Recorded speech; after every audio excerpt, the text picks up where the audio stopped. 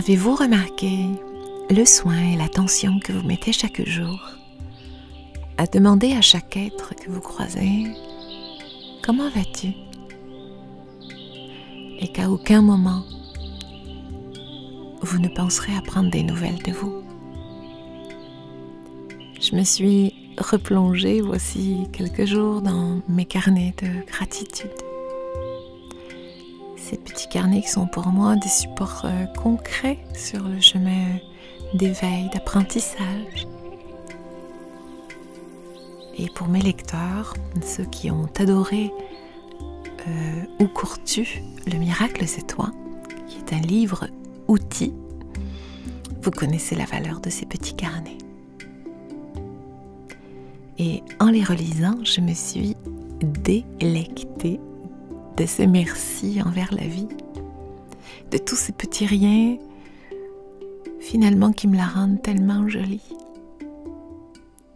Parmi eux, revient très souvent la nature. Et ça m'a donné l'élan d'écrire quelques mots. Cette nature qui, je l'avoue, émerveille sans discontinuer l'enfant que je nourris en moi. J'ai la chance de vivre à son contact dans un petit village, de me sentir habitée, traversée de ses énergies, et c'est un réel cadeau dans le monde tumultueux d'aujourd'hui. Je goûte mes promenades quotidiennes au cœur de ma nature quand elle s'éveille. Et de toutes les saisons, je crois que ma préférée, c'est le printemps. Peut-être parce que la sève irrigue le végétal, lui donnant ou lui conférant une énergie de se tenir bien droit, de s'élever vers le monde, de se tourner vers le meilleur et la lumière. J'aime lorsque les oiseaux me réveillent aux aurores.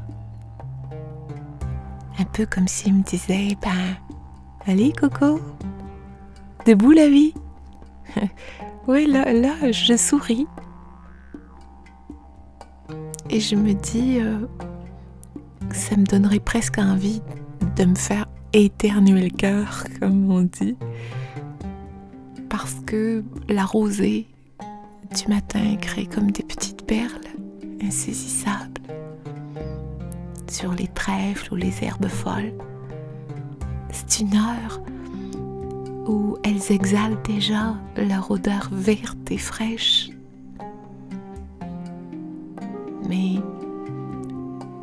je peux frétiller de joie lorsque le soleil pointe à l'horizon et puis s'épanouit en rayons sur les fleurs encore humides ou les feuilles de figuier à peine naissantes.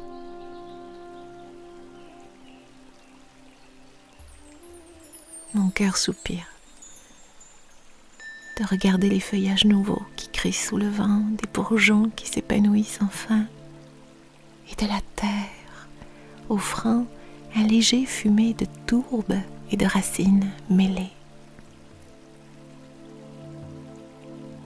Pieds nus, dans l'herbe foulée, je joue à cloche-pied entre les pâquerettes qui s'érigent. Le muguet comme déposé sur la mousse. Ouais. J'avoue, je m'émerveille lorsque Sa Majesté, le printemps, s'éveille.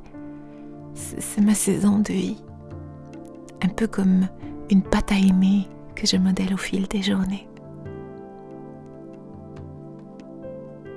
Avez-vous remarqué aussi que nos états d'âme entrent en résonance avec les cycles éternels de la nature? J'ai d'ailleurs consacré une méditation intitulée « Mes états intérieurs au fil des saisons » que vous retrouverez là sur la chaîne si vous en avez l'élan.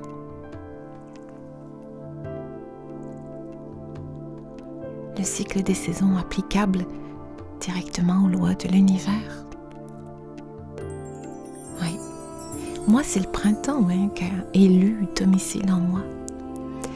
Son impétuosité me soulève chaque jour dès que j'ouvre les yeux, probablement parce que quand j'y réfléchis, la mort m'a visité déjà.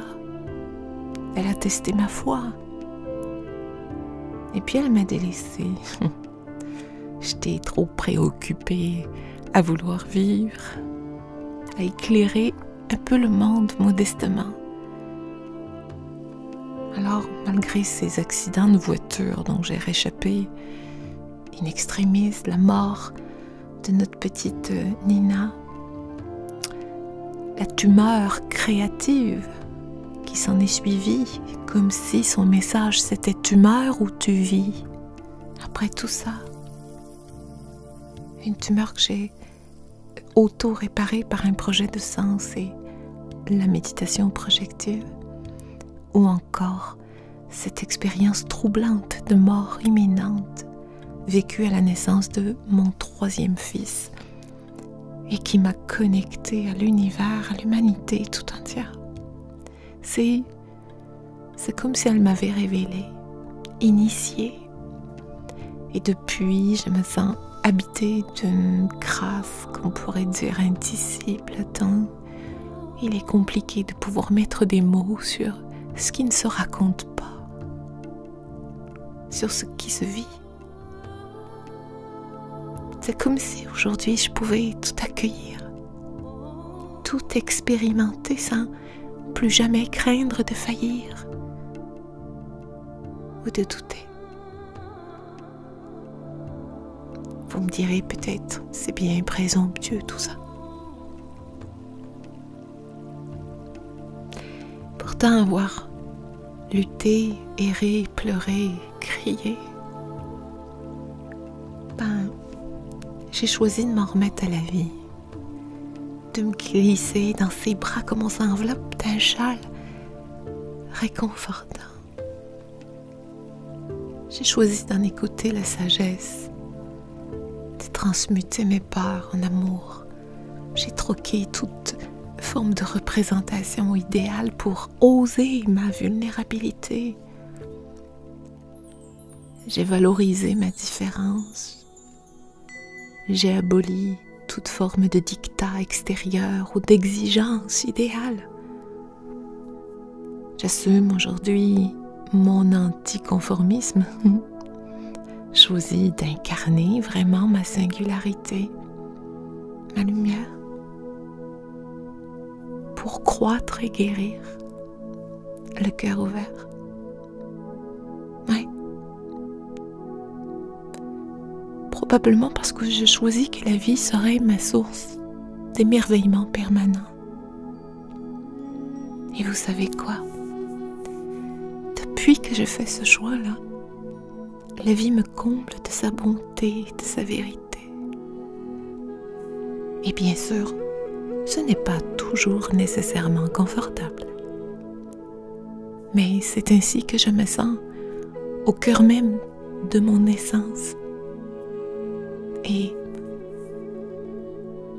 ce qui caractérise mon accompagnement auprès de vous, c'est probablement tout cela qui me rend à vos yeux légitime, vrai, sincère, authentique, me dites-vous souvent.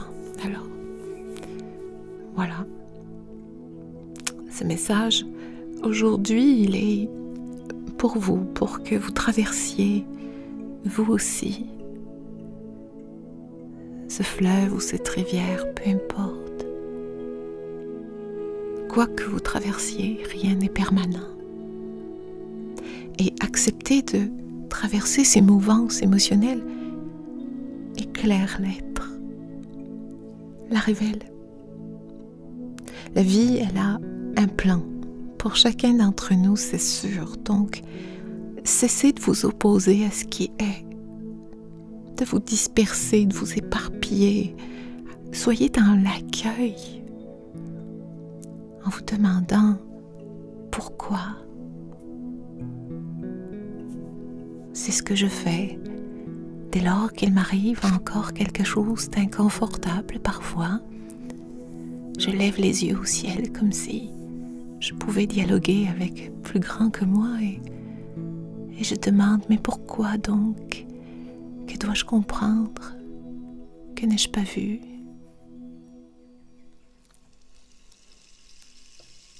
Accueillir les étapes nécessaires, c'est vraiment salvateur.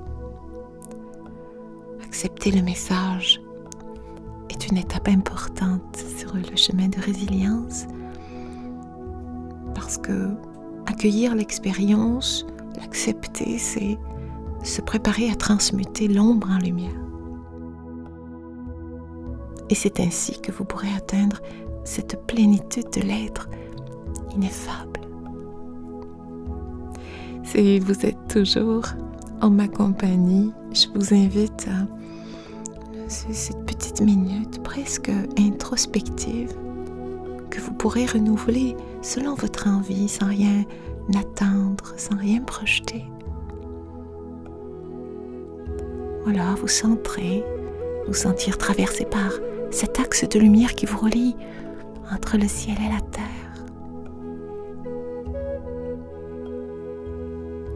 Vous relie à la constance de la vie qui vous aime. De trouver refuge en vous, en votre humanité. Sentez-vous respirer dans le ventre nourricier de la terre. Soyez présent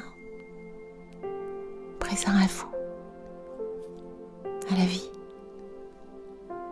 en déployant la douceur de votre cœur dans cette humanité tout entière là, dont nous sommes un maillon extraordinaire.